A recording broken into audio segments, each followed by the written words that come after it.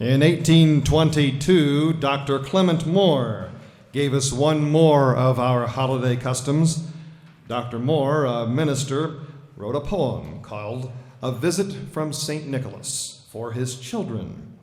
It was later printed without his permission. He didn't put much stock in his poetic creation until 1838, when the poem became popular that he claimed credit for it. Today, when we think of Christmas, we think of the plump, white-bearded man who lived in Dr. Moore's imagination. The arranger Stephen Bullock has used the original script and added his version of short melodies to the spoken words of Dr. Moore. Our narrator this evening is also our tenor saxophone player, Mr. Chris Scherer. Along with the band, present "'Twas the Night Before Christmas."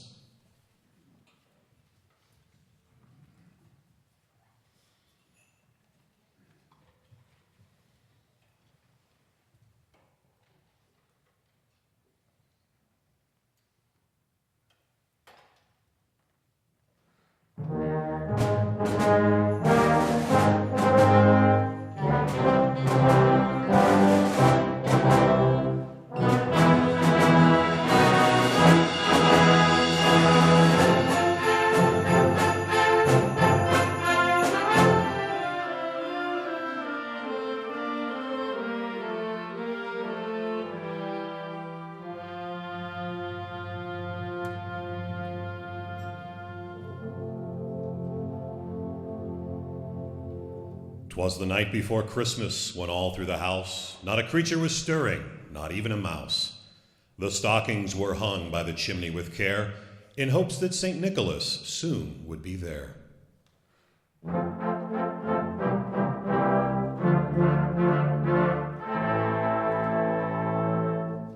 The children were nestled all snug in their beds, while visions of sugar plums danced through their heads.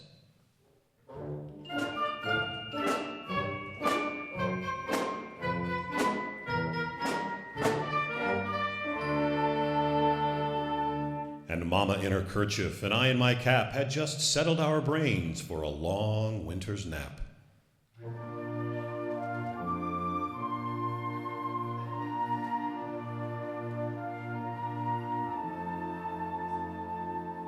When out on the lawn there arose such a clatter, I sprang from my bed to see what was the matter.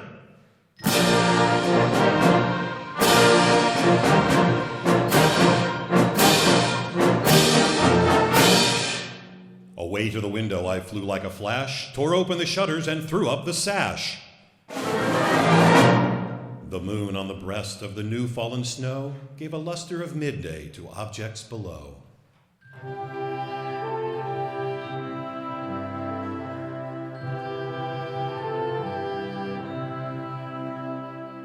When what to my wondering eyes should appear but a miniature sleigh and 8 tiny reindeer.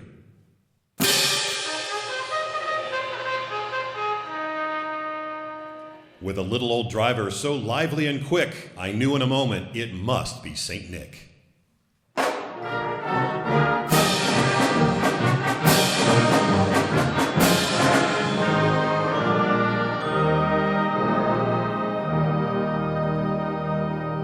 More rapid than eagles his coursers they came, and he whistled and shouted and called them by name. Now Dasher, now Dancer, now Prancer and Vixen, on Comet, on Cupid, on Donder and Blitzen.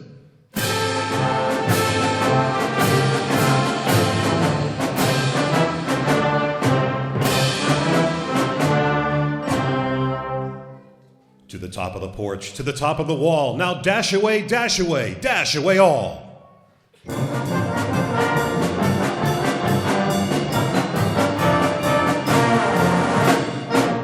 As dry leaves that before the wild hurricane fly, when they meet with an obstacle, mount to the sky, so up to the housetop the coursers they flew, with a sleigh full of toys, and St. Nicholas too.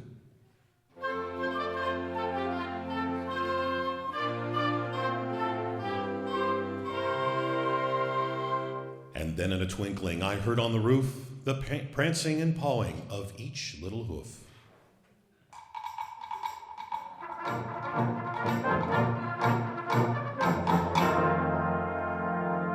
As I drew in my head and was turning around, down the chimney St. Nicholas came with a bound. He was dressed all in fur from his head to his foot, and his clothes were all tarnished with ashes and soot.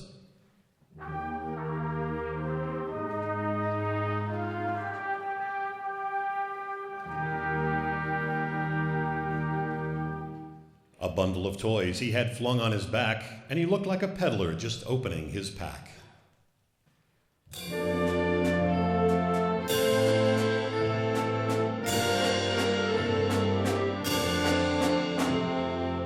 His eyes, how they twinkled, his dimples, how merry. His cheeks were like roses, his nose like a cherry. His droll little mouth was drawn up like a bow, and the beard on his chin was as white as the snow.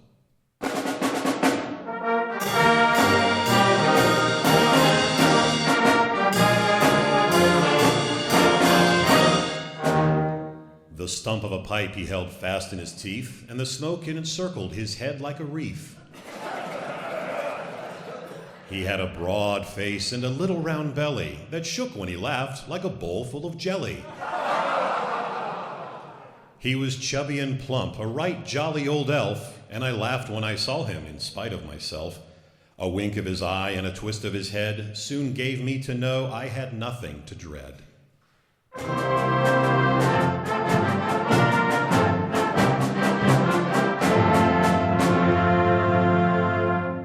He spoke not a word, but went straight to his work, and filled all the stockings, then turned with a jerk, and laying a finger aside of his nose, and giving a nod, up the chimney he rose. He sprang to his sleigh, to his team gave a whistle, and away they all flew like the down of a thistle.